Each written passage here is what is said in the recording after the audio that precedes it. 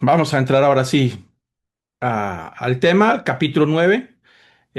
Vamos a estudiar específicamente el capítulo, los temas referentes al problema de Israel. El apóstol Pablo va a dedicarle básicamente tres capítulos, ¿no? Aquí tenemos la gráfica de cómo dividimos la carta de los romanos en 5 secciones. De la introducción, que ya lo vimos, la esencia del Evangelio, que también ya terminamos con el capítulo 8. Ahí terminamos lo que es el Evangelio, y a partir del capítulo 9 al capítulo 11 pues vamos a ver el tema del Evangelio y el problema de Israel.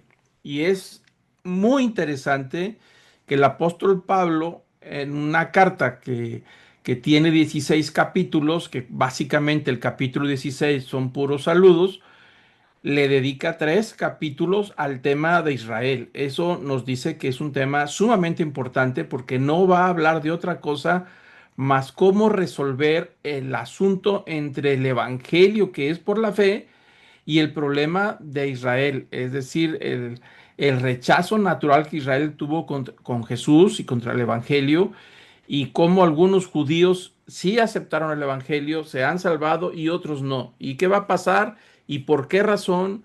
Eso es lo que va a él explicar en tres capítulos.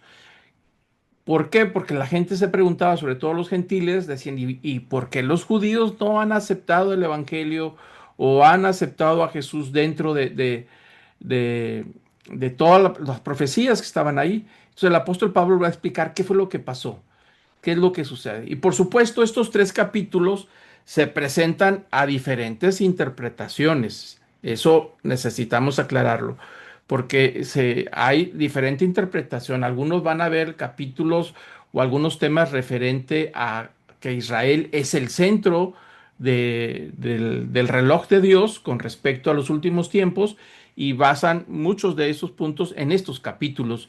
Y otros no lo ven. Dicen, no, esto es lo que estamos estudiando, lo que viene, la interpretación, no tiene nada que ver con eso. Sin embargo, hay que aclarar que la razón por la que el apóstol Pablo presenta los temas de Israel, a pesar de que puede haber diferentes opiniones, la razón principal es explicar por qué Israel rechazó el Evangelio, por qué algunos creen y otros no creyeron, y qué va a pasar al final de cuentas con ellos, ¿no? Entonces no podemos perdernos de vista la razón por la que incluye estos 3 capítulos y los dedica exclusivamente al pueblo de Israel. No podemos sembrarlo en una teología distinta, sino dentro de todo el contexto de la carta, desde el principio y hasta el final. Entonces, para el apóstol Pablo y para los cristianos que viven en Roma, que una parte importante son judíos, y no sabemos, creemos que a lo mejor la mayoría de los cristianos que están en Roma son gentiles, pero también sabemos que muchos de los judíos que se convirtieron y están asistiendo a la iglesia en Roma, pues tienen posiciones importantes de liderazgo, ¿no?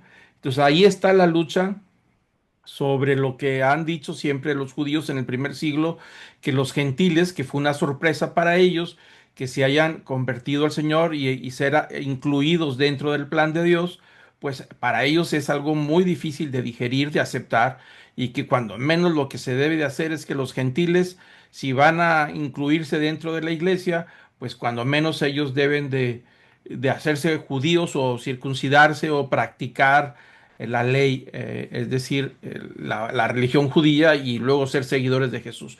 Todos esos problemas ahí están, las discusiones, quién domina, quién predomina, si el liderazgo lo deben de tener los gentiles, que pudieran ser mayoría, o los judíos por ser de los que heredaron estas promesas con respecto al Mesías. Entonces, en eso se va a centrar el apóstol Pablo. ¿Algún tema pudiera salir con respecto a los tiempos finales? Pues a lo mejor en el capítulo 11 ahí lo vamos a tocar, las diferentes opiniones que hay, sin profundizar demasiado porque son temas demasiado amplios. Nos vamos a concentrar en lo que dice básicamente la escritura, ¿no? Entonces vamos a tocar los temas que tienen que ver con Israel y cómo afecta la justicia de Dios, es decir, acuérdense esa justicia que se revela en el Evangelio, tocar los temas de Israel y las promesas de Dios. Dios le hizo promesas a Israel también. la soberanía de Dios y la elección de Israel.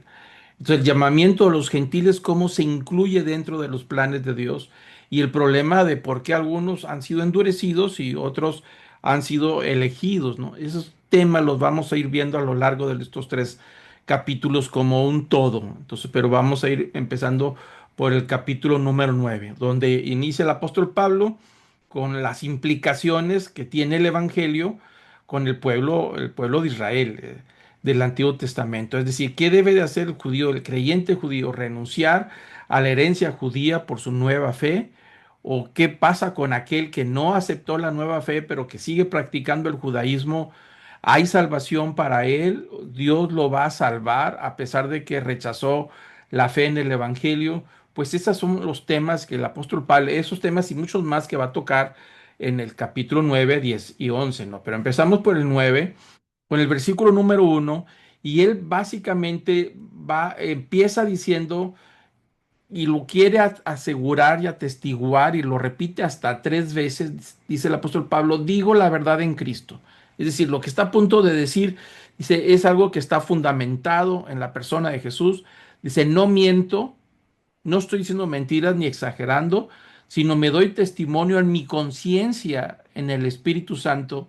Es decir, estas tres pilares de lo que está a punto de declarar, se lo está transmitiendo ahora con mucho énfasis al pueblo, a los judíos que están en Roma, a los cristianos judíos que están en Roma y quizá otros que simpatizaban con el cristianismo sin declararse cristianos.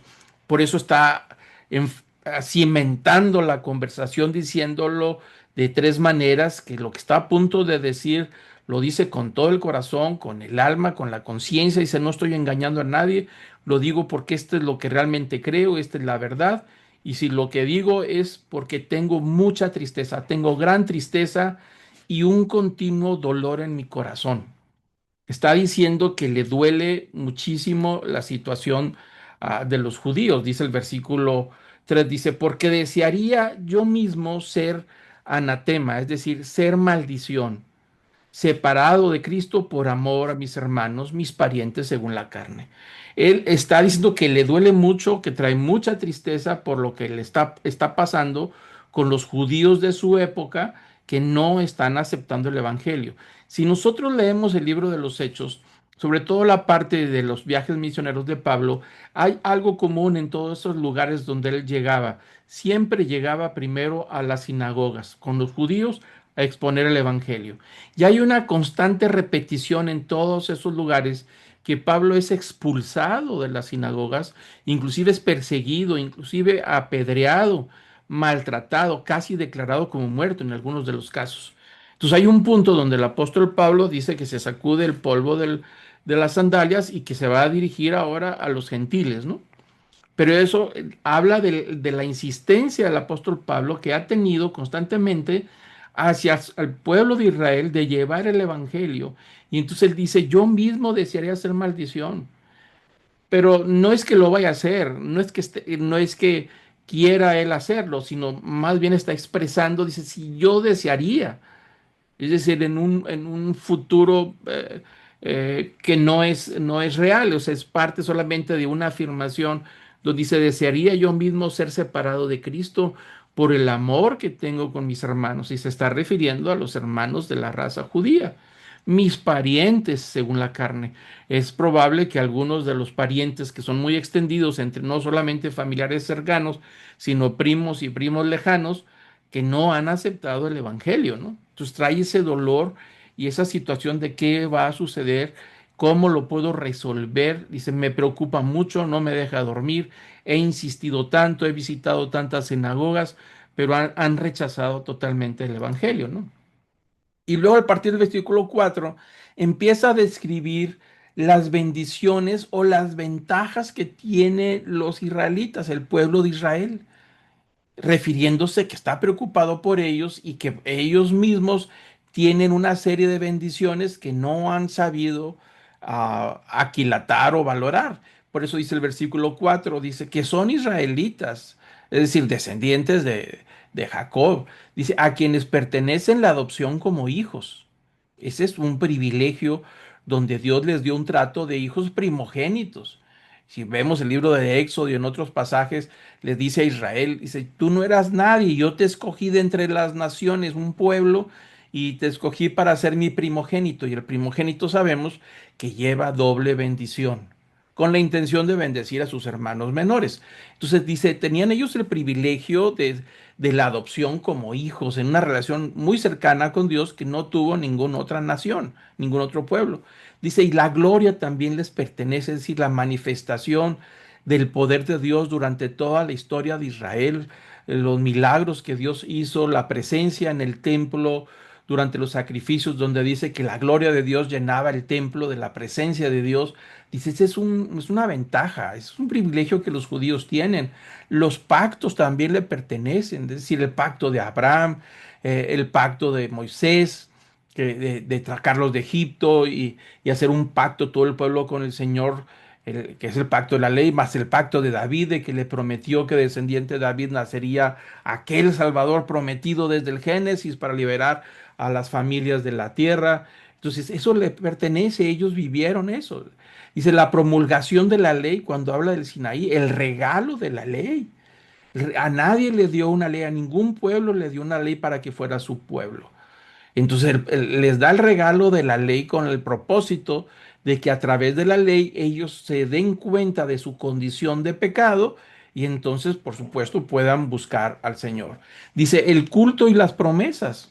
Habla del servicio del templo, los sacrificios, que no quitaban los pecados, pero al menos santificaban a la persona hasta cierto nivel. No era una santificación permanente, por supuesto que no, porque tenían que estar regularmente haciendo los sacrificios, pero todo este culto y esta ley, estas promesas, era una sombra de lo que habría de venir, es decir, apuntaban a la persona de Jesús, como lo hemos platicado en otras ocasiones. Y dice, y también las promesas de Dios hacia el pueblo de Israel, a Abraham, a lo que haría en el futuro, pues ahí está, Dios prometió tierra y se las dio, Dios les prometió que sería su Salvador y les prometió, y llegó el Mesías, les prometió que sería su sanador, el que guarda a Israel. Todas esas promesas ahí se fueron cumpliendo y también la promesa del Mesías que se cumplió. Entonces el apóstol Pablo empieza a decir, todos ellos que me duele que no acepten al Evangelio, se tienen muchas ventajas, muchos privilegios. Pero como lo vimos en las sesiones pasadas, en los primeros capítulos, las ventajas del judío en el capítulo 3, el capítulo 2 y 3 empieza el apóstol Pablo a decir que esas ventajas no formaron una preferencia y no formarían una preferencia para el día del juicio final. Es decir, que todos en el día del juicio final serían tratados igual, de la misma manera, ya siendo judíos o ya siendo gentiles. Algo que habíamos estudiado desde las primeras clases, que el judío se sentía que era superior y decía, ¿de qué te jactas? Y empieza a decir, tú también eres pecador y por lo tanto necesitas la fe en el Evangelio para salvarte. So, el apóstol Pablo describe en el versículo 4 todos los privilegios y las ventajas que se supone que ellos deberían de saber lo que iba a pasar. Acordémonos que Jesús en sus encuentros con los judíos les dijo, si no me creen a mí, cuando menos crean las escrituras que hablan de mí. Dijo, vayan y busquen en los profetas. ¿Qué es lo que dicen de mí? Moisés habló de mí.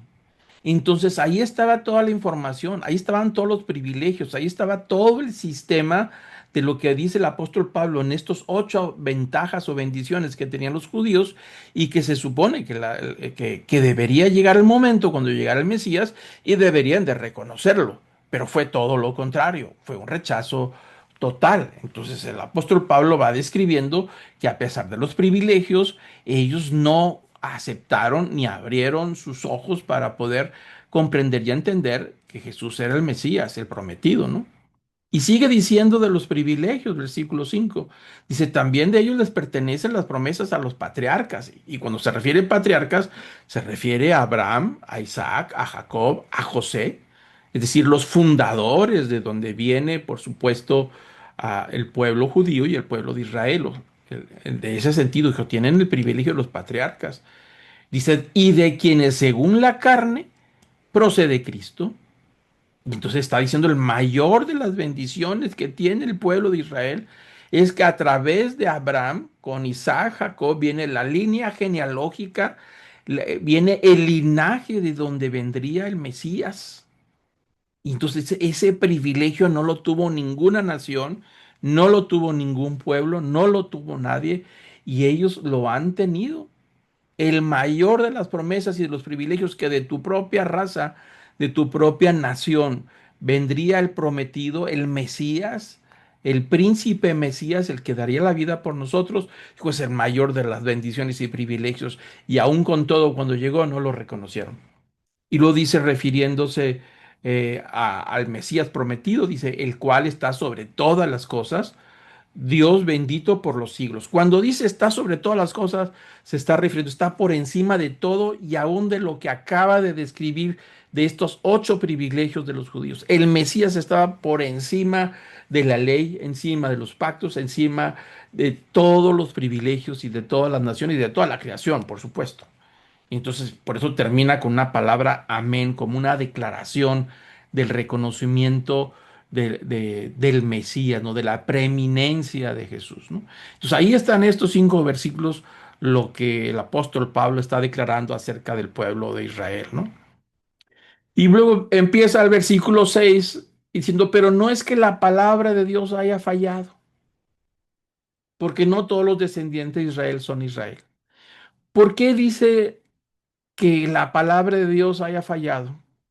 Porque eso es lo que muchos pensaban, inclusive los gentiles decían, bueno, si los judíos tienen todos estos privilegios, pues ¿por qué falló? ¿Por qué falló la palabra de Dios? ¿No se supone que ellos deberían de ser parte de todo esto lo que está sucediendo? Entonces, algunos cuestionaban que las promesas de Dios a Israel habían fallado, que no se cumplieron. Y entonces dice el apóstol Pablo, no, las promesas de Dios no han fallado, el que falló es Israel. Ese es el que ha fracasado. Y empieza iniciando esa aclaración de que la palabra de Dios no fracasó, sino el que fracasó fue el pueblo de Israel. Y inicia con esta frase, no todos los descendientes de Israel son Israel. Y ahí está el cimiento del fracaso de Israel, de que no todos los que son de Israel son de Israel. Es decir, como que hay un Israel dentro del Israel más grande y lo va a empezar a aclarar. Y empieza a decir el versículo 7, ni son todos hijos por ser descendientes de Abraham, sino que por Isaac será llamada tu descendencia. Entonces ahora el apóstol Pablo va a empezar a usar pasajes de la historia del pueblo de Israel desde la promesa e inicia con una situación de Abraham, el padre Abraham, que ya hablamos en el capítulo 3 y 4 acerca de él, acerca de la fe de Abraham. Pero dice el apóstol Pablo, no todos los que descienden de Abraham, sino, sino que por Isaac será llamada descendencia. ¿Y por qué aclara esto? Porque Abraham, que Dios le prometió que tendría una descendencia como las estrellas del cielo, como la arena del mar, pues no tenía hijos. Entonces Dios le había prometido que le iba a dar un hijo, pero habían pasado ya un buen número de años. Entonces Abraham se desespera y cree que él entonces debe de procrear y procrea un hijo con su esclava Agar. Y entonces el primogénito de Abraham es Ismael. Ese es el primer hijo. Y de acuerdo a la ley de las costumbres de la época, siempre el primogénito es el que hereda, como lo hemos visto, las dobles porción, la bendición, las promesas y la abundancia. Entonces su primogénito es Ismael. Pero Dios le dijo a Abraham, dijo, no, no es Ismael el que va a heredar. Yo te prometí que te iba a dar un hijo de Sara. Y entonces al cabo de un tiempo, pues nace Isaac. Y ahí es donde está el tema de lo que está diciendo Abraham. Dice, los descendientes no son, todos los hijos no son, todos los hijos de Abraham no son descendientes, sino más bien por la línea de Isaac será llamada la descendencia. Acuérdense que lo vimos en Gálatas 3 cuando estudiamos el capítulo 4 de Romanos, 3 de Romanos, acerca de Abraham, que Dios le dio una promesa a Abraham de que sería su descendencia que le haría una promesa y que de esa descendencia es Cristo. Pero aquí está diciendo que hay una preferencia que Dios tiene por el segundo hijo, no por el primogénito. Entonces Dios cambia la regla y es por el segundo que va a pasar la línea de la promesa, ¿no? El heredero de la promesa. Y entonces en el versículo 8 dice el apóstol Pablo, dice, esto es, no son los hijos de la carne los que son hijos de Dios, sino los hijos de la promesa son considerados como descendientes. Con Abraham Dios cambió las cosas. La ley establecía que el heredero de la promesa es Ismael, pero Dios dijo, no, el que va a heredar la promesa es Isaac. Entonces Isaac es el hijo de la promesa. Dios le prometió que iba a tener un hijo, pero con Sara, y se le llama el hijo de la promesa. Entonces la bendición, la herencia viene por el hijo de la promesa y no por el hijo de la ley, que era Ismael. No sé si vamos captando lo que dice el apóstol Pablo. Dice, los hijos de Dios no son los de una raza o un linaje, sino los que son hijos de la promesa. Así lo dijo Gálatas 3, ya lo estudiamos. Cristo es el verdadero heredero de las promesas a Abraham y nosotros somos hijos de Dios. Entonces Isaac es el hijo de la promesa y por ahí viene la bendición por el lado de Isaac. Y dice el versículo 9 dice, porque esta es una palabra de promesa. Por este tiempo, acuérdense que las palabras mayúsculas en la versión de la Biblia de las Américas está hablando de un pasaje del Antiguo Testamento. Entonces dice el apóstol Pablo, que citando el Antiguo Testamento, que Dios dijo, por este tiempo volveré y Sara tendrá un hijo. Es decir, la palabra, la promesa. Por eso ve a Isaac como el hijo de la promesa y la bendición viene por la promesa. Y el versículo 10 dice, y no solo esto, sino que también Rebeca, y ahora va a pasar a la siguiente generación, Rebeca, la esposa de Isaac, cuando concibió mellizos de uno nuestro padre, Isaac, es decir, no fueron de madres distintas. En el caso de Isaac y de Rebeca, tuvieron unos gemelos, unos mellizos de los mismos padres, a diferencia de Isaac y de Ismael, que fueron de madres distintas. Por eso dice, y no solo eso, después de explicar que Dios eligió a Isaac por medio de la promesa, no por el tema de la ley, ahora va a citar otro ejemplo que tiene que ver con Isaac y Rebeca, la siguiente generación. Y entonces él va a explicar, porque cuando aún los mellizos no habían nacido, es decir, estaba en el vientre de Rebeca, y no habían hecho nada ni bueno ni malo para que el propósito de Dios conforme a su elección permaneciera no por las obras, sino por el que llama.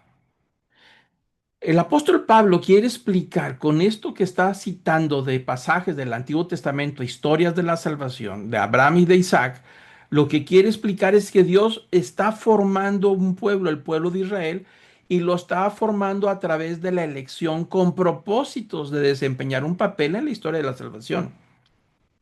Entonces Dios está eligiendo conforme a una promesa, pero está eligiendo un pueblo para que ese pueblo desempeñe un papel importante. En todos los pasajes que vienen 9, 10 y 11, el centro de la historia de la salvación no es el pueblo de Israel. Nunca lo ha sido, ni hasta el día de hoy. El centro de la historia de la salvación no es el pueblo de Israel. El pueblo de Israel fue elegido y fue formado a través de la promesa para poder desempeñar un papel sumamente importante, que es el Mesías del pueblo de Israel, sería configurado y sería tratado para que fuera a dar a luz al Mesías, que es la descendencia de Abraham, como lo vimos en Galatas 3. Y entonces en el versículo 11 el apóstol Pablo dice, refiriéndose a estos dos mellizos, que desde antes de que nacieran, dice, no habían hecho nada ni bueno ni malo. Es decir, ellos no hicieron nada bueno, ni siquiera habían nacido. Pero Dios tomó una decisión y esa decisión decidió que el mayor, que es el primogénito, que es Esaú, sirviera al menor, que es Jacob, y que el menor hereda la promesa. Otra vez, invierte los papeles, pero lo hace con el propósito. Por eso dice el versículo aquí, dice, no, esa decisión de Dios elegir a Jacob, que es el menor, Dice, lo hizo con el propósito conforme a una elección, que la elección permaneciera. Dios eligió al pueblo de Israel, Dios eligió a Jacob para poder cumplir un propósito futuro.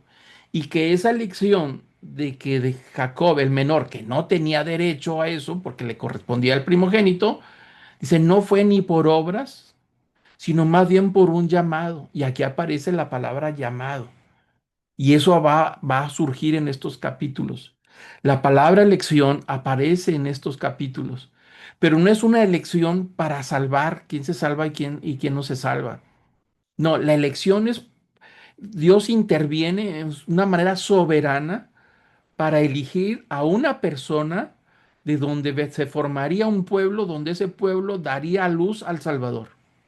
Por eso lo insiste el apóstol Pablo, dice, no, las promesas de Dios, no, la palabra de Dios no ha fallado de ninguna manera. Dios eligió a Isaac y eligió a Jacob por encima de Esaú con el propósito de un plan que él tenía de la elección permaneciera. Es decir, que lo que Dios eligió soberanamente permaneciera a través de la historia para continuar con el tema de la elección.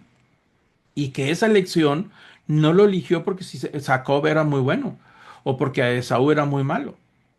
Lo eligió por su soberanía, eligió a Jacob. Entonces ahí está otra vez el tema de lo que está diciendo el apóstol Pablo. Y dice el versículo 12 que Dios le dijo a Rebeca, a ella, dice, el mayor servirá al menor. Tal como está escrito, a Jacob amé, pero a Esaú aborrecí. Y entonces el apóstol Pablo, para certificar y afianzar lo que él quiere demostrar, que la elección de Dios está por encima de la ley y está por encima de cualquier carne o sangre, sino que está basado en una promesa, como en el caso de Isaac y como en el caso de Jacob. Y entonces cita el apóstol Pablo un pasaje de la escritura, donde dice, a Jacob amé, pero a Esaú aborrecí. Y ahí pudiera parecer medio injusto que diga que aborreció a Esaú, el primogénito de Isaac, pero no es que lo aborrecí en el sentido como lo entendemos nosotros, sino más bien rechazar. Es decir, yo amé a Jacob, pero a Esaú rechazó. Quizá lo rechazó por cómo sería Esaú en un futuro, porque sabemos, de acuerdo a la escritura, que a Esaú no le interesaba la primogenitura. De hecho, la escritura dice que él la vendió por un plato de lentejas, se la vendió a Jacob, entonces no valoraba mucho la escritura. Quizá por el preconocimiento de Dios, el conocimiento anticipado de Dios, sabía que Esaú no iba a valorar esa promesa, entonces por eso tal vez pudo haber sido por esa razón, pero lo que sí sabemos es que Dios eligió al segundo por encima del primero. Una vez más, el primogénito no tiene el derecho, sino el segundo, y de ahí continúa la promesa, es decir, la promesa que Dios le había dado a Abraham. Y ahí aparece la gráfica, la elección de Dios conforme al propósito de Dios. Entonces él va eligiendo de Abraham, pues eligió a Isaac, Ismael, pues fue, de ahí vienen los descendientes, los ismaelitas, que son 12 tribus árabes, principalmente los descendientes de Ismael, principalmente los países musulmanes. Y de Isaac, que tuvo dos hijos, Jacob y Esaú, pues son los descendientes, los edomitas. Actualmente lo que son Jordania, esos lugares, de ahí vienen los edomitas, ¿no? Y de Isaac, pues viene ahí y Jacob, la línea azul, de donde pasa la promesa, la elección, y de la elección de todos los hijos de Jacob, que ya sería llamado Israel, las 12 tribus, la elección es Judá, de donde vendría la simiente de la promesa, es decir, de donde vendría Cristo, ¿no? Entonces ahí va siguiendo la línea, pero no se nos olvide que dice el apóstol Pablo, la elección de Dios es conforme a un propósito. Entonces no es con que tú eres bueno y tú eres malo y a ti te voy a condenar y a ti te voy a salvar porque te portas bien. No, no, es conforme a los propósitos que Dios tiene. Ahí está el tema de la elección, por eso dice el apóstol Pablo. Entonces saca de conclusión, ¿falló la palabra de Dios? Pues la respuesta es no. La promesa de Dios no ha fallado, sino que se ha cumplido. Se cumplió en Abraham, se cumplió en Isaac, se cumplió en Jacob y se cumplió en un linaje espiritual que va de generación en generación hasta Jesús. Y ahí abre la puerta para la fe, para cumplir las promesas que Dios había prometido a Abraham. Entonces falló, de ninguna manera falló la palabra de Dios, ¿no? Entonces sigue haciéndose preguntas, versículo 14 de Romanos 9. Entonces, ¿qué diremos? Dice el apóstol Pablo. ¿Cuál es nuestra conclusión? ¿Que hay injusticia de Dios? De ningún modo. Es decir, algunos de sus oyentes, de los que escucharían la carta, ya sea judíos, principalmente judíos, descendientes de Israel, seguidores de Jesús, o algunos que ni siquiera eran seguidores de Jesús, pudieran reclamar al apóstol Pablo y decir, pues qué Dios tan injusto. ¿Por qué rechazó a Esaú y por qué rechazó a Ismael? ¿Por qué eligió a unos y a otros no? Entonces, ¿por qué? ¿Qué injusticia de Dios? Y dice, no, de ninguna manera. No podemos concluir que Dios es injusto de ningún modo. No hay manera de concluir que Dios es injusto por el tema de la elección. Y entonces va a dar sus respuestas. ¿Por qué razón? Él no cree que Dios es injusto. Y dice el versículo 15, dice, ¿por qué él dice a Moisés, tendré misericordia del que yo tenga misericordia? Y tendré compasión del que yo tenga compasión. Entonces el apóstol Pablo está tratando de defender la justicia de Dios al proclamar la misericordia. Y cuando hablamos de misericordia, está hablando de que todos, sin excepción, nadie la merece. Cuando habla de misericordia, estamos hablando de que Dios es soberano. Y es soberano para incluir y excluir de su pueblo a quien quiere. Así lo acaba de explicar y así lo hizo. A pesar de la ley que le tocaba la primogenitura a Esaú, Dios le dio la primogenitura a Jacob, el segundo. Y así sucede con todos los demás. Y se repetiría la historia también con los hijos de José, pero ese es otro tema, ¿no? Pero dice aquí, dice de ninguna manera, dice Dios le dijo a Moisés, y está hablando de un momento importante en la vida de Moisés, cuando tiene el encuentro con Dios, que se va a conocer con Dios en el monte Sinaí, en donde le dice, ¿quién eres tú? Pues yo soy el que soy. Yo soy el Dios de Abraham, Isaac y de Jacob. Se está presentando delante de Moisés. Moisés no sabía nada de Dios. Sabía del Dios de Abraham y de Jacob y sabía de algunas promesas, pero no se conocían. Entonces a Moisés le dice, pues déjame conocer tu rostro. Dice, no, no puede ser. Si te dejo conocer mi rostro vas a morir. Pero te voy a dejar que veas mi espalda, ¿no? Y entonces en esa narración le dice Dios a Moisés, dice, pues yo tendré misericordia del que yo tenga misericordia y tendré compasión del que yo tenga compasión. Eso se llama soberanía de Dios. Es decir, Dios, Él hace lo que Él quiere de acuerdo a sus planes y sus propósitos y como Él quiere.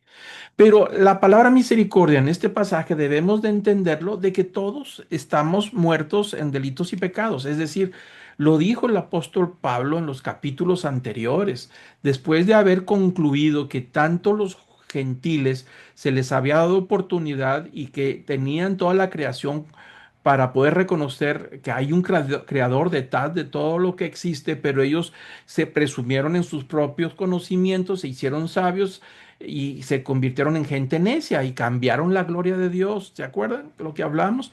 En toda una degeneración hasta que llegaron los gentiles a una depravación. Y entonces a los judíos también les dice lo mismo, y ustedes también hicieron su propio camino y también pecaron. Y entonces concluye el apóstol Pablo en los capítulos anteriores, pues no hay ni a justo ni aún uno, no hay quien se salve. Y de ahí parte el tema de la misericordia. La misericordia es que Dios no nos da lo que merecemos, pero todos lo merecemos. Eso se llama misericordia. Todos estamos muertos delante de Dios. Todos hemos sido pecadores delante de Dios. Todos. Nadie merece la salvación. Ninguno la merecemos. Si Dios no hubiera hecho nada para salvarnos, nadie le puede reclamar nada. ¿Por qué? Porque eso es lo que nos toca a todos nosotros.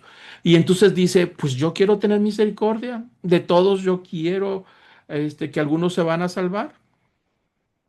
Yo tendré misericordia del que yo tenga misericordia y tendré compasión del que yo tenga compasión y no hay nadie que me pueda decir nada. Y entonces dice el versículo 16, así es que dice el apóstol Pablo, pues no depende del que quiere ni del que corre, sino del que Dios tenga misericordia. ¿Se ha salido el apóstol Pablo del tema de Israel? No, esto está dentro del contexto de Israel. Está diciendo entonces que algunos de Israel Dios ha tenido misericordia y ha tenido compasión de ellos, pero al final de cuentas ninguno lo merece. Y entonces dice el apóstol Pablo en el versículo 16, pues así es que no depende del que quiere, ni del que corre, sino del que Dios tiene misericordia. No porque un israelita va a cumplir con todo lo que demanda la ley, va a alcanzar la justicia por sus propios méritos. Dijo, no depende de él, no depende del que le echa muchas ganas. La salvación no depende de la voluntad de esfuerzo de ningún ser humano, ya sea israelita o ya sea gentil, sino de qué depende, de la misericordia de Dios. Dios proporcionó el sacrificio a Jesús. Dios proporcionó el mensaje, el evangelio, y también Dios proporcionó la fe para desencadenar el poder de salvación que viene en el evangelio que explicó en el capítulo número 1. Que el que no lo haya escuchado, pues hay que escucharlo otra vez. Capítulo número 1, desde la introducción, hablábamos de que Dios revela su justicia a través del evangelio y que es por fe y para la fe. El evangelio está dirigido a la fe del hombre, entonces el hombre le toca dirigir la fe al evangelio y una vez que cree en el mensaje del evangelio se desencadena el poder para salvarlo y justificarlo y hacerlo nueva criatura. El apóstol Pablo dice, todo eso no depende del ser humano, ni que le eche ganas, y podrá ir a bailar a Chalma, y podrá pararse de manos, y podrá hacer todo lo que quiere, y hacer todas las promesas, y decir que se va a portar bien, y ponerse nopales en la espalda para poder hacer un sacrificio, para poder alcanzar la salvación. No la puede alcanzar, no se puede. Por eso lo dijo desde Jacob cuando escogió a Jacob y no a Esaú. Dijo, desde antes de que nacieran yo lo elegí, y no porque se hayan portado bien, dice, no antes de que hicieran algo bueno o algo malo, sino por misericordia, por elección, por compasión. Y entonces Jesús lo vemos en Juan 1, que está muy claro, dice, a lo suyo vino y los suyos no le recibieron, pero a todos los que le recibieron les dio el derecho de llegar a ser hijos de Dios. ¿A quiénes? A todos aquellos que reciban el Evangelio, les va a dar la autoridad de ser llamados hijos de Dios. Ya no es a través de la ley o a través de sus esfuerzos o a través de sus sacrificios o de su entrega a purificaciones y todo lo que había que hacer en la antigua ley. Y lo dice el apóstol Juan siguiendo el versículo, es decir, a los que creen en su nombre, a los que creen en el mensaje y en el nombre de Jesús, que es el Mesías, el enviado. Y dice que no nacieron de sangre, ni de la voluntad de la carne, ni de la voluntad de hombre, sino de Dios. Este nuevo nacimiento de la justificación a una nueva vida no es un asunto de sangre, es decir, no es un asunto de raza, no es de un linaje por pertenecer a un pueblo, ni siquiera es la voluntad de la carne, no por el esfuerzo de algún ser humano, ni por tu voluntad carnal de quieras portarte bien. No es por la voluntad del hombre, es decir, no es una decisión tuya, todo pertenece a Dios. Por eso dice el apóstol Pablo muy claro, dice la elección, lo que Dios ha hecho a través de todas estas promesas y que no depende del esfuerzo de Israel, de echarle muchas ganas y de cumplir con todas las observancias, pues no depende del que quiere y le echa ganas, sino del que Dios tiene misericordia. Por eso está diciendo que es injusto. Dice, no, no es injusto. Todos estamos muertos, tanto judíos como gentiles, lo dijo en los capítulos anteriores de Romanos. Ninguno merece la salvación. Y lo dijo también que los privilegios del pueblo de Israel no le van a servir para el día de la ira. No lo van a salvar. Lo que necesitaba también Israel es acercarse al Evangelio a través de la fe en Jesucristo. Lo dijo en los capítulos anteriores. Habrá que leerlo una vez más. Entonces no es esfuerzo humano. Por eso dice, Dios es injusto. No, no es injusto.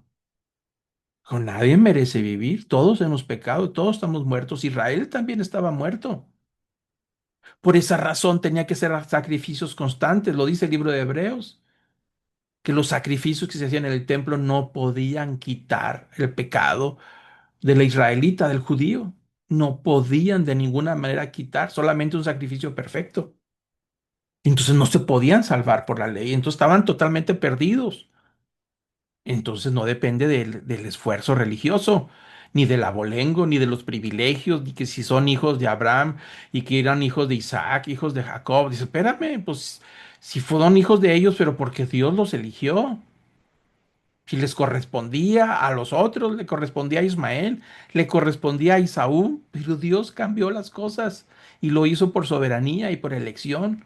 Así es que no puedes presumir de algo que tú no participaste, ni elegiste, ni ellos hicieron nada, ni Jacob hizo nada, ni Isaac tampoco hizo nada. Ni siquiera Abraham hizo nada. Ni siquiera estaba circuncidado cuando recibió las promesas. Entonces Dios no es injusto, es lo que dice el apóstol Pablo.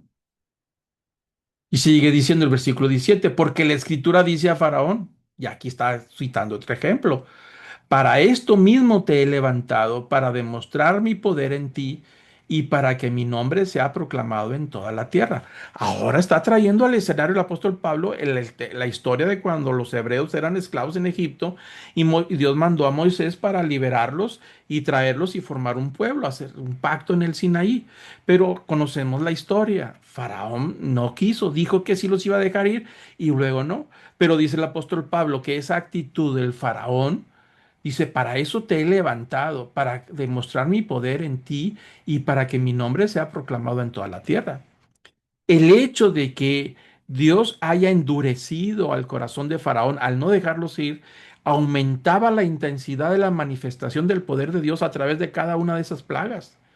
Si observamos las plagas, aumentan con intensidad y de poder. ¿Y qué está sucediendo? El pueblo hebreo que no conoce a Dios está conociendo el poder de Dios y Dios es el que los está llamando y los está invitando a que salgan de Egipto para irse a la tierra prometida y ahí hacer un pacto de esposo y esposa, que es lo que sucede en el Sinaí. Pero todo este endurecimiento de Faraón, si Faraón a la primera hubiera aceptado que se fueran, los israelitas no hubieran conocido el poder de Dios, no sabían quién era Dios, sabía que era el Dios de Abraham, pero ¿qué hace el Dios de Abraham? Entonces dice, para eso levanté al faraón y por eso lo puse de un carácter difícil para que llegara hasta el extremo de poder liberar a mi pueblo a través de una manifestación de poder que era gigantesca cuando vino la plaga más grande, la muerte de los primogénitos de todo ser viviente en Egipto. Por eso dice, para demostrar mi poder en ti y para que mi nombre sea proclamado en toda la tierra, que esa es la función del pueblo de Israel.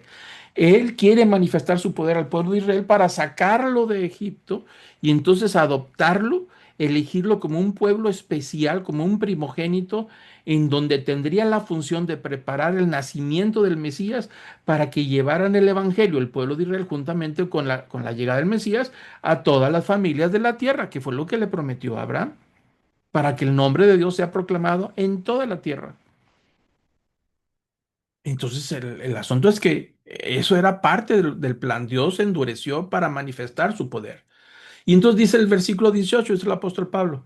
Así es que del que quiere tiene misericordia y al que quiere endurece.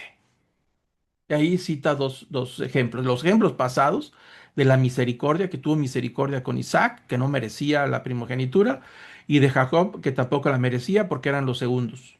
Pero tuvo misericordia. Y la misericordia que ha tenido con todos. Y la misericordia que tuvo con el pueblo de Israel, que no lo merecía. Nadie lo merecía. No era un pueblo especial. Dios no lo llamó porque era distinto a todos. Era igual. Era idólatra ahí en Egipto. Pero tuvo misericordia. Y entonces dice el apóstol Pablo que Dios tiene misericordia al que le quiere tener misericordia y que le endurece a quien quiere endurecer, citando el caso del faraón para cumplir sus propósitos. Entonces tiene misericordia para mostrar su amor y endurece a quien quiere para mostrar su poder de acuerdo a los propósitos. Y no es que no tenía opción el faraón, sino más bien desde el principio se mostró muy reacio a obedecer a Dios y Dios lo endureció, es decir, tomó de lo que ya tenía faraón en contra del pueblo de Israel, que finalmente esa es la razón. Así es que Dios endurece por causa de la obstinación. Entre que el faraón no los dejaba ir y el pueblo de Israel que no estaba seguro de salir, pues entonces endurece a faraón para mostrar su poder y para poder que el pueblo de Israel diga, ah, caray, ahora sí, por la terquedad del hombre endurece, por la terquedad y el juicio, finalmente. Endurecer a alguien es porque ya lo trae adentro, ya trae su rebeldía y entonces es semejante como lo dice el apóstol Pablo en los primeros capítulos, capítulo 1 y en el 2, refiriéndose a los gentiles, que dice, y ellos cambiaron la gloria de Dios por gloria humana de reptiles, de hombres, y empieza toda esa descripción. Y entonces, ¿cuál fue el resultado? Y Dios los entregó. 3 veces lo repite en esos pasajes del primero y segundo capítulo de Romanos. Y Dios los entregó. Ese Dios los entregó, quiere decir que los abandonó en su terquedad y en su obstinación. Los endureció. Eso es lo que quiere decir. Ese es el camino que querían agarrar. Dice, pues entonces no reconocieron la gloria de Dios, no quisieron la gloria de Dios, la cambiaron por gloria humana, por gloria de animales, de reptiles y todo eso que viene en Romanos 1 y 2. Y entonces Dios los entregó, los abandonó a sus propias pasiones. Eso se llama endurecer. Eso es lo que hizo con Faraón. Y eso es lo que haría también con el pueblo de Israel. Los endurece en cierto momento. Porque siguieron su propio camino por su terquedad. Lo va a decir el apóstol Pablo más adelante. Así es que son entregados al endurecimiento como resultado de sus pasiones desenfrenadas, como lo dice el capítulo 1, versículo 24, 26 y 28. Ahí está el endurecimiento. Entonces el apóstol Pablo va concluyendo. Dice, así es que endurece a quien quiere endurecer y tiene misericordia de quien quiere dar misericordia. La conclusión entonces de esa parte, ¿es Dios injusto? No, Dios no es injusto. Y John Stott, que es un comentarista que me gusta mucho, dice lo siguiente. Dice, el hecho de que, como Pablo demostró en los primeros capítulos de su carta, todos los seres humanos son pecadores y culpables delante de Dios. Lo dijo en el capítulo 3. Por lo que nadie merece la salvación. Si por lo tanto Dios endurece a algunos, no es injusto, pues esto es lo que merece por el pecado. Si por lo contrario tiene compasión de algunos, no es injusto, pues Él trata con misericordia a quien quiere.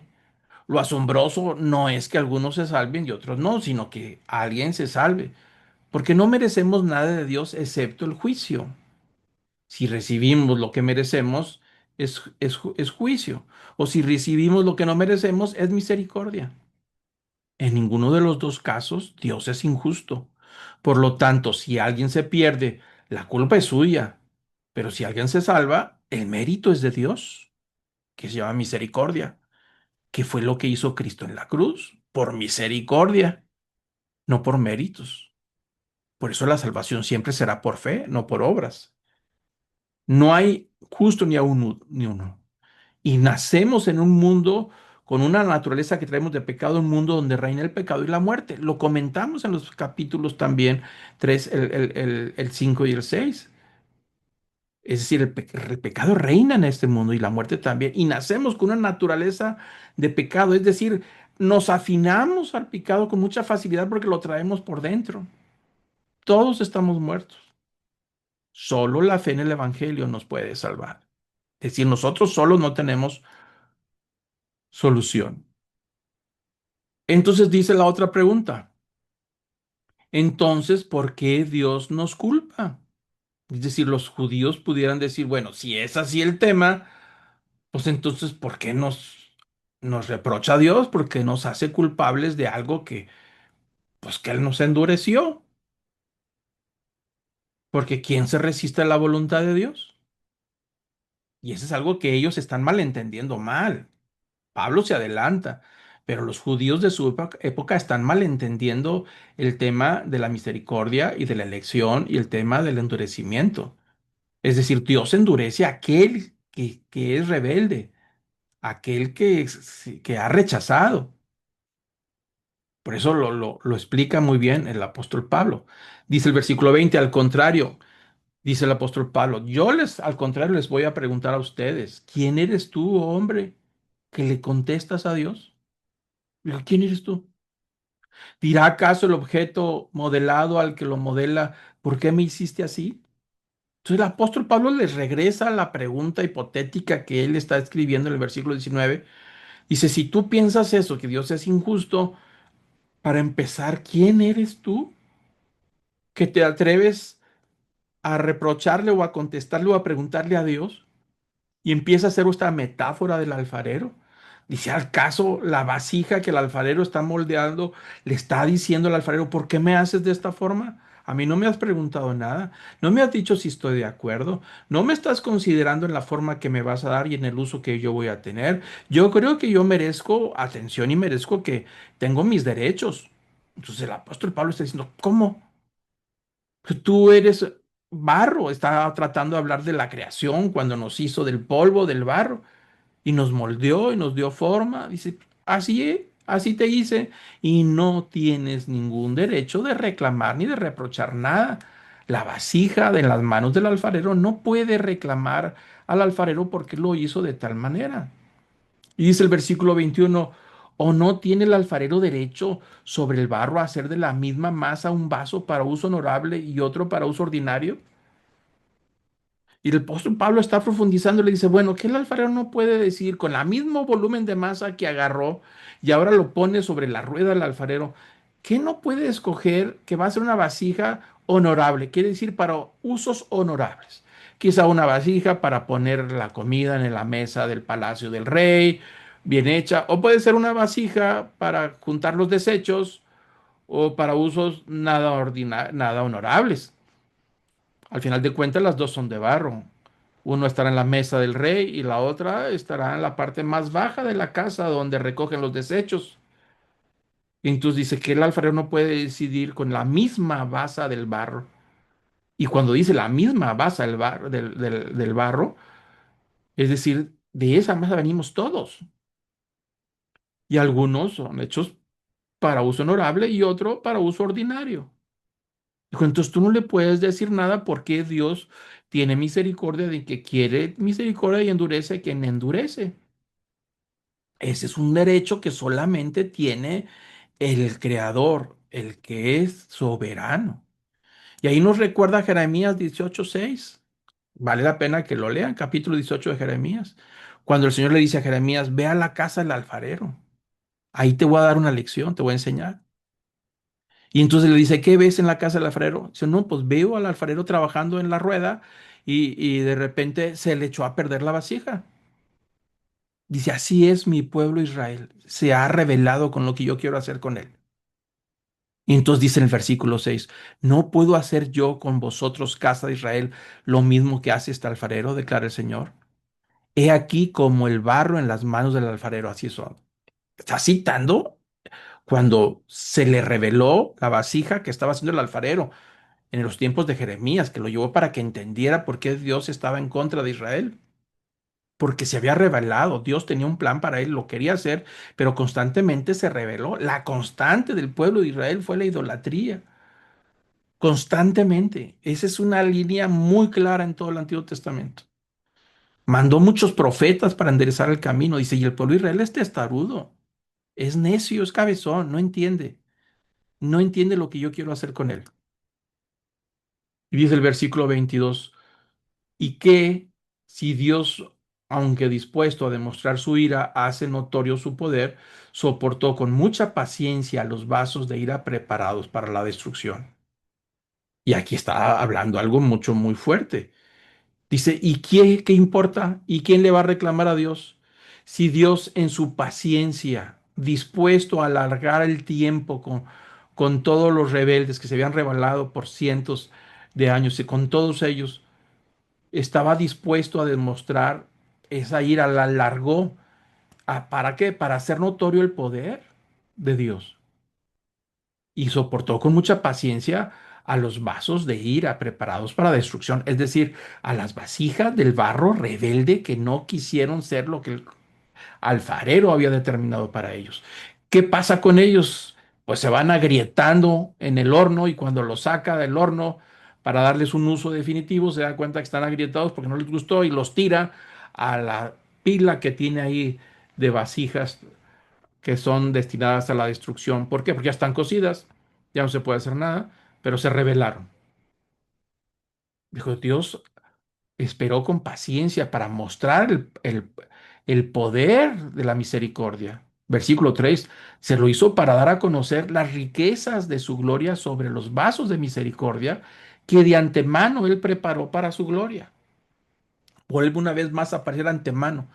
Es decir, lo que él vio desde el principio, que algunos responderían y otros no responderían al llamado, a la invitación, y que esos que no respondieron los dejó abandonados, dice Romanos 1.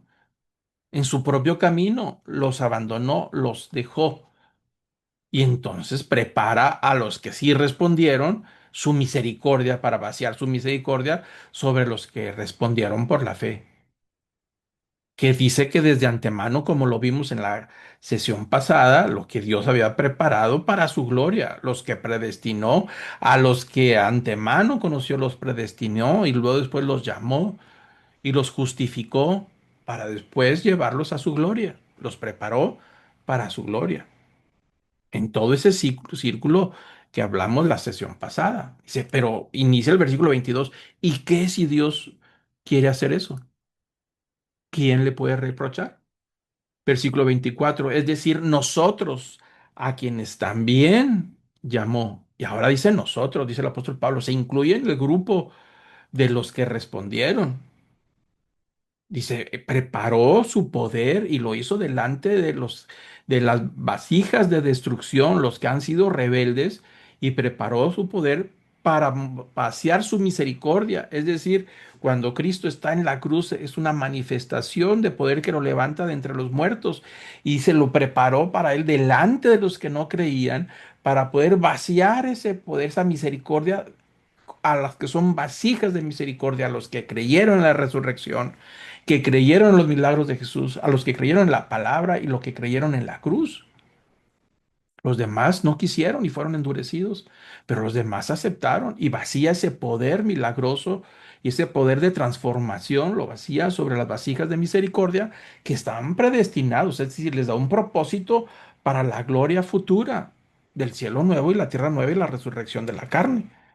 Y entonces dice, todo eso fue para nosotros y se incluye él como judío, a quienes también llamó, es decir, a nosotros nos ha invitado.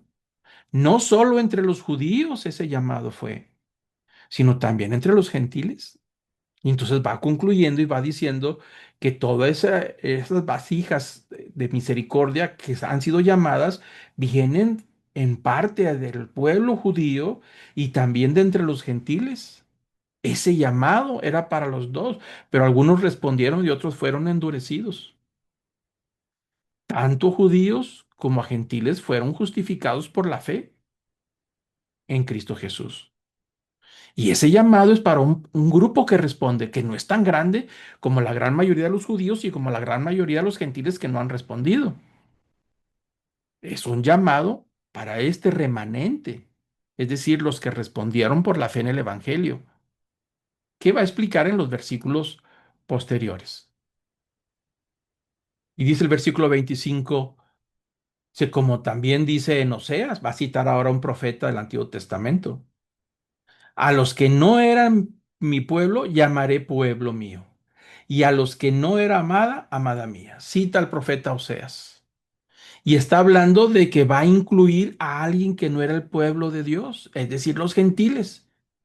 Y lo dice desde el profeta Oseas. A alguien que no son mi pueblo, como los gentiles, los voy a llamar para que sean pueblo mío. Y aquellos que no eran amados, como los gentiles, ahora van a ser amados míos. Entonces ahí el apóstol Pablo empieza a incluir del Antiguo Testamento las profecías acerca de la inclusión de los gentiles en el plan de Dios. Dice el versículo 26, y acontecerá que en el lugar donde les fue dicho, vosotros no sois mi pueblo, allí serán llamados hijos de Dios viviente.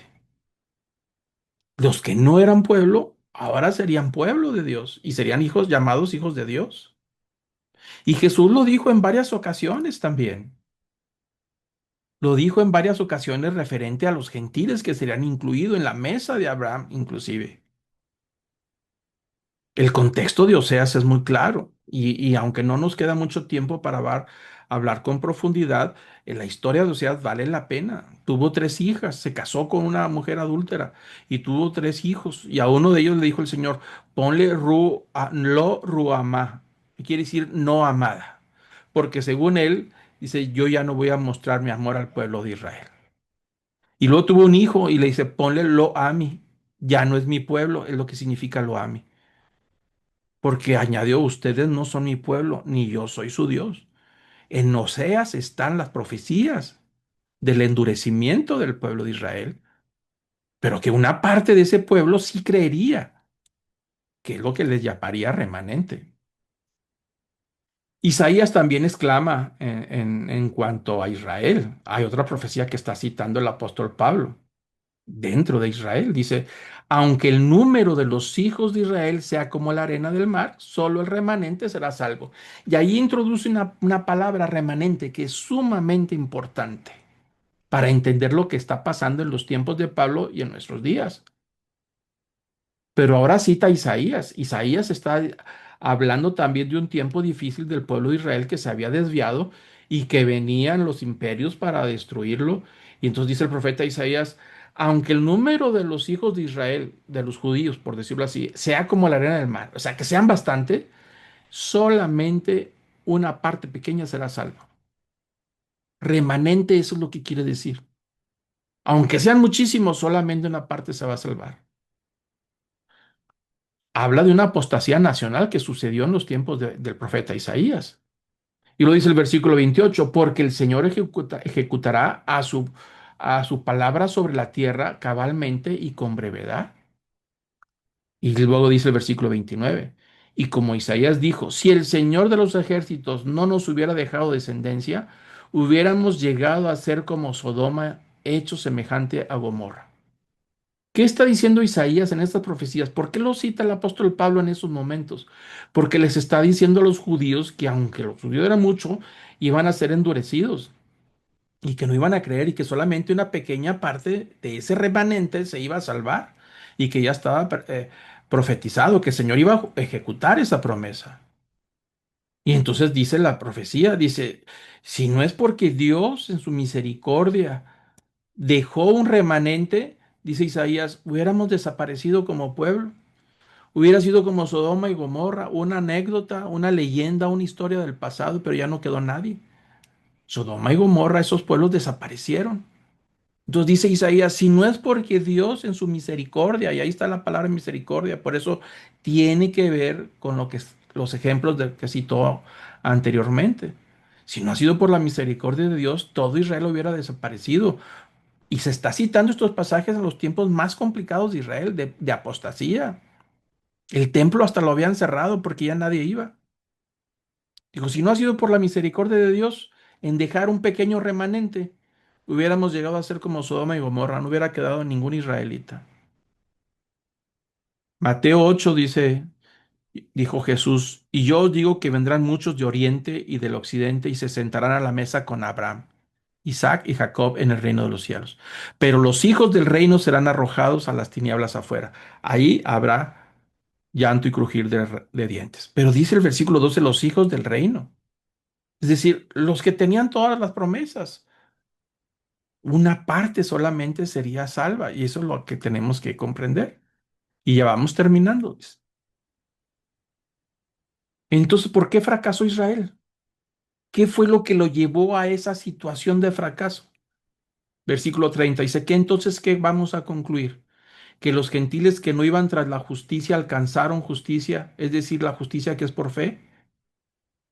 Es decir, los gentiles que no buscaban ser salvos alcanzaron la salvación, o es decir, la justicia que habla en el capítulo 1 de Romanos, esa justicia de Dios que se revela en el Evangelio, la alcanzaron por fe, porque se les llevó el mensaje del Evangelio, lo que hacía los discípulos, iban a los gentiles, les presentaban el mensaje y ellos creyeron por fe y alcanzaron la justicia.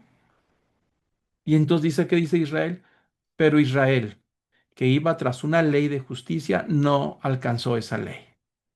Es decir, el problema de Israel es que iba buscando la justicia de Dios, esa justicia que dice el apóstol Pablo en capítulo 1, que es en el Evangelio donde se revela la justicia de Dios, ellos la querían encontrar en la ley, a la cual el apóstol Pablo le dedica varios capítulos. Desde el capítulo 3, 4 y 5 habla que la ley era imposible justificar a los que practicaban la ley. No había manera, la ley no tenía poder para justificar a nadie. Pero ellos, Israel, insistieron en seguir buscando la justicia de Dios a través de la ley. Y por lo tanto, ¿qué pasó? Pues no lo logró. Pero los gentiles le aplicaron la fe y la alcanzaron. Dice el versículo 32. ¿Por qué? ¿Por qué no lo logró? Porque no iban tras ella por fe, sino como por obras. Y tropezaron en la piedra de tropiezo. Y ahí está el fracaso de Israel. Me estoy tardando un poquito más. Yo le pido que me dé unos 10, 15 minutos más para no cortar esta clase, que me parece que es sumamente importante. El versículo 32 dice, ¿por qué Israel fracasó? Porque iban buscando la justicia, no por la fe, sino por el cumplimiento de la ley de las obras. Y entonces, ¿qué pasó? Tropezaron, cayeron en la piedra de tropiezo. ¿Quién es la piedra de tropiezo? Es Jesús. El Evangelio, la muerte de Cristo en la cruz, no pudieron digerir ese tema. A Jesús no lo pudieron aceptar. Está lleno los evangelios de rechazo. No creyeron en el Evangelio. Decían que de Galilea no podía salir nada, porque era un rabino que no salió de Jerusalén ni de Judea, venía de Galilea. Dijo, qué bueno puede salir de Galilea. Y de los milagros decían que era obra de Satanás, que echaba fuera demonios por el poder de Satanás. Tropezaron con el Evangelio. Dice el apóstol Pablo que la cruz es una locura para los judíos. No lo pueden superar. Es piedra de tropiezo. Cuando dice piedra de tropiezo, se refiere a que no superaron el tema de lo que Dios había prometido a Abraham. A través de la elección llegó Jesús por Isaac, por Jacob, por Judá, por David, hasta Jesús, pero no pudieron. Versículo 33 y dice el apóstol Pablo, tal y como está escrito, he aquí, he aquí pongo en Sión una piedra de tropiezo, roca de escándalo, y el que crea en él no será avergonzado. Está citando la profecía, el apóstol Pablo. Decía que iba a poner una piedra de tropiezo y una roca que les iba a causar escándalo a ellos y que iba a ser difícil de superar y de aceptar. Pero aquel que fuera valiente, por eso dice el Jesús que solamente los valientes entrarán, aquellos que son valientes de superar la roca de escándalo que es Él y la cruz de Cristo y la piedra de tropiezo, el que crea en Él no va a ser avergonzado. El resultado va a ser de salvación y de victoria. Pero noten ustedes ahí, ¿quién puso la piedra? Dios. Dice, he aquí yo pongo en sí una piedra de escándalo, como si Dios pusiera un filtro para cernir, para separar y para arrojar a aquellos que buscaban la justificación a través de la ley por su propio orgullo y soberbia, o aquellos que reconocieron su condición y le aplicaron la fe y se separaron. Ese fue un filtro. Jesús fue un filtro para separar a ese Israel que se había endurecido por su propia necedad. Primero de Pedro 2:6 dice, pues esto se encuentra en la Escritura. Está citando Pedro también la misma profecía. He aquí pongo en Sión una piedra escogida, una piedra preciosa, piedra angular, y el que crea en él no será avergonzado. Este precioso valor es, pues, para vosotros los que creéis, pero para los que no creen, dice el apóstol Pedro que para el que cree es de precioso valor, pero para el que no cree es una piedra que desecharon los constructores. Esa en piedra angular se ha convertido y en piedra de tropiezo y roca de escándalo, pues ellos tropezaron porque son desobedientes a la palabra y para ellos también estaban destinados. Había un propósito en el endurecimiento que vamos a explicar en los siguientes capítulos. Terminamos con este resumen rápido del capítulo 9. Pablo comienza este capítulo con la paradoja del privilegio y el prejuicio de Israel. ¿Cómo se explica la incredulidad? ¿Fallaron las promesas? No. No es que Dios sea infiel a sus promesas, pues Él ha cumplido su palabra con relación a Israel dentro del plan. Pues Él ha cumplido todo. Israel fue el que no cumplió. ¿Es injusto Dios entonces?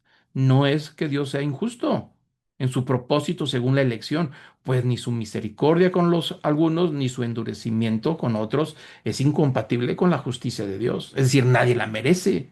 Nadie merece la misericordia. Y el endurecimiento, pues ya lo traemos por causa del pecado. Entonces, ¿por qué Dios inculpa? ¿Por qué nos hace responsables? No es que sean responsables los judíos, porque sigue hablando del tema de los judíos. No es que Dios sea injusto al culpar a Israel o al pedir cuentas a los seres humanos, pues no debemos responderle, como el caso del alfarero, ¿no? En todo caso, él ha actuado de acuerdo a su propio carácter y de acuerdo a las profecías del Antiguo Testamento. No hay nada que él no haya predicho y que no haya insistido a través de la historia de Israel. ¿Por qué fracasó entonces Israel?